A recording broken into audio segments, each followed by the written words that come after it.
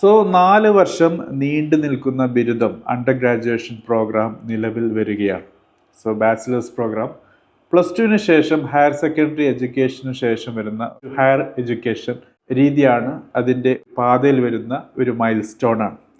So മനസ്സിലാക്കാനുള്ളത് ഒരു international education സിസ്റ്റത്തിൻ്റെ ഭാഗമാകാൻ പോവുകയാണ് 4 വർഷം ബിരുദം വരുന്നതിൽ കൂടി. So national education policy NEP 2020 പ്രകാരമാണ് ഈ ഒരു മാറ്റം വന്നിട്ടുള്ളത്. ഇന്ന് നമ്മുടെ കേരളത്തിലും 4 വർഷം ഡിഗ്രി എന്ന കാര്യവുമായി ബന്ധപ്പെട്ട് കാര്യങ്ങൾ മുന്നോട്ട് പോവുകയാണ്. സോ ഇങ്ങനെ 4 വർഷം ബിരുദം വരുമ്പോൾ നടപ്പിലാകാൻ പോകുന്ന കാതലായ മാറ്റങ്ങൾ ഏതൊക്കെയെന്നാണ് ഇന്ന് ദ എഡ്യൂക്കേറ്റഡ് ഡെയിലി ഷോയിൽ നമുക്ക് മനസ്സിലാക്കാനുള്ളത്. എല്ലാ വ്യൂവേഴ്സിനും സബ്സ്ക്രൈബേഴ്സിനും ദ എഡ്യൂക്കേറ്റഡ് ഡെയിലി ഷോയുടെ പുതിയൊരു എപ്പിസോഡിലേക്ക് കൂടി സ്വാഗതം.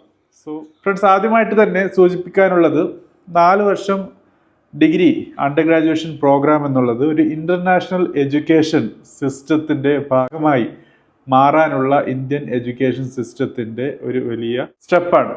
അതുകൊണ്ട് തന്നെ ഈ 4 വർഷം ഡിഗ്രി എന്ന പ്രോഗ്രാം വരുമ്പോൾ പല മാറ്റങ്ങളും വരേണ്ടതായിട്ടുണ്ട്. സോ ആ മാറ്റങ്ങൾ ഏതൊക്കെയെന്ന് നമുക്ക് മനസ്സിലാക്കാം. ആദ്യമായിട്ട് തന്നെ ഇനി 3 തരം ഡിഗ്രി പ്രോഗ്രാമുകളാണ് അണ്ടർ ഗ്രാജുവേഷൻ പ്രോഗ്രാമുകളാണ് ഉള്ളത്. സോ അതിൽ ആദ്യത്തേത് എന്നുള്ളത് 3 വർഷം പഠിച്ച് നിങ്ങൾക്ക് കംപ്ലീറ്റ് ചെയ്യാൻ പറ്റുന്ന ബിരുദമാണ്. അതായത് ഇന്ന് നിലവിൽ കാണുന്ന അതേ ബിരുദം പോലുള്ള ഒരു ബിരുദം നമുക്ക് കാണാൻ പറ്റും എന്നുള്ളതാണ്. സോ 4 വർഷം ബിരുദം എന്ന് പറയുമ്പോൾ 3 വർഷവും പ്ലസ് 1 വർഷം ഓപ്ഷണലുമാണ്. സോ ആ 1 വർഷം എന്താണ് എന്നുള്ളതാണ് ഇനിയുള്ള 2 ഡിഗ്രി പ്രോഗ്രാം ഏതൊക്കെയെന്ന് നമുക്ക് മനസ്സിലാക്കി തരുന്നത്. സോ 4 വർഷം നീണ്ടു നിൽക്കുന്ന ഓണേഴ്സ് ബിരുദവും അത് 2ാമത്തെ ബിരുദമാണ്.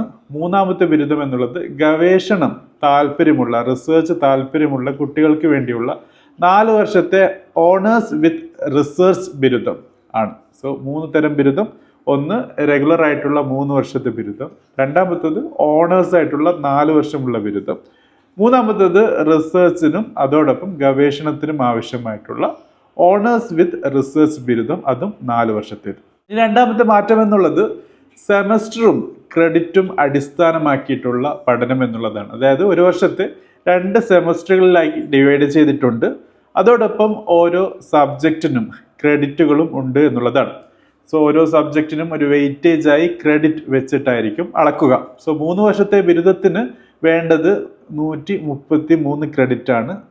4 വർഷത്തെ ഓണേഴ്സിന് വേണ്ടത് 177 ക്രെഡിറ്റ് ആണ്. സോ വിദ്യാർത്ഥികൾ സ്റ്റുഡൻസ് ഈ കരസ്ഥമാക്കണം എന്നുള്ളതാണ് അവരുടെ എഡ്യൂക്കേഷൻ അണ്ടർ ഗ്രാജുവേഷൻ പ്രോഗ്രാമിൻ്റെ ഒബ്ജക്റ്റീവായി വരുന്നത്.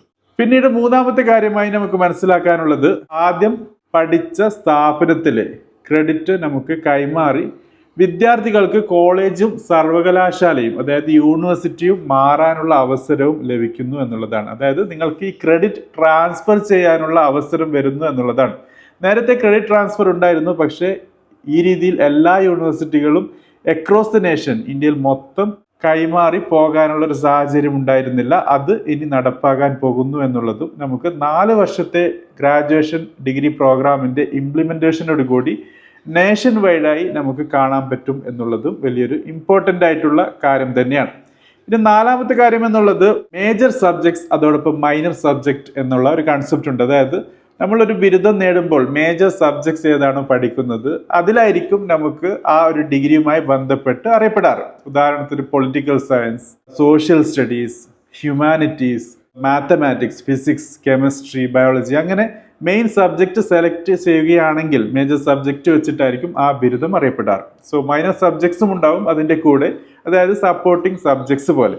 സോ ഇങ്ങനെ നിങ്ങൾക്ക് മേജർ മൈനർ സബ്ജക്റ്റ് നിങ്ങൾക്ക് സെലക്ട് ചെയ്യാൻ പറ്റും. അതേപോലെ തന്നെ സ്വന്തമായി ഒരു സിലബസ് സബ്ജക്റ്റ് ഘടന, വിഷയ ഘടന ഡിസൈൻ ചെയ്യാൻ പറ്റും എന്ന ഒരു പ്രത്യേകതയും ഉണ്ട് എന്നുള്ളതാണ്. ഇനി 5ാമത്തേത് തൊഴിൽ പഠനവുമായി ബന്ധപ്പെട്ടിട്ടാണ്. അതായത് വെറും നോളജ് മാത്രമല്ല നിങ്ങൾ കരസ്ഥമാക്കാൻ പോകുന്നത്, മറിച്ച് നിങ്ങൾ തൊഴിലിന് അതായത് സ്കിൽ എൻഹാൻസ്മെന്റിന് അത് കരസ്ഥമാക്കാൻ ജോലിയിലേക്ക് പ്രവേശിക്കാൻ ആവശ്യമായ കാര്യങ്ങൾ കൂടി നേടിയെടുക്കാനുള്ള രീതിയിലാണ് അണ്ടർ ഗ്രാജുവേഷൻ 4 വർഷത്തെ ഡിഗ്രി പ്രോഗ്രാം അല്ലെങ്കിൽ 4 വർഷമുള്ള ഡിഗ്രി പ്രോഗ്രാമിൽ 3 വർഷത്തെ ഡിഗ്രി പ്രോഗ്രാം ഡിസൈൻ ചെയ്തിട്ടുള്ളത്. സോ വിദ്യാർത്ഥികൾക്ക് വേണ്ടി വ്യവസായശാലകളിൽ ഇന്റേൺഷിപ്പ് പ്രോഗ്രാമും പ്രൊജക്റ്റിനുമുള്ള അവസരം ഓപ്പർച്യൂണിറ്റീസും സിലബസിന്റെ ഭാഗമാകും എന്നുള്ളതും വലിയൊരു കാര്യം തന്നെയാണ്. പിന്നീടുള്ളത് ഇന്റേണൽ മാർക്കുമായി ബന്ധപ്പെട്ടിട്ടാണ്. 70-30 അനുപാതത്തിലായിരിക്കും ഇന്റേണൽ മാർക്സ് വരാൻ പോകുന്നത്.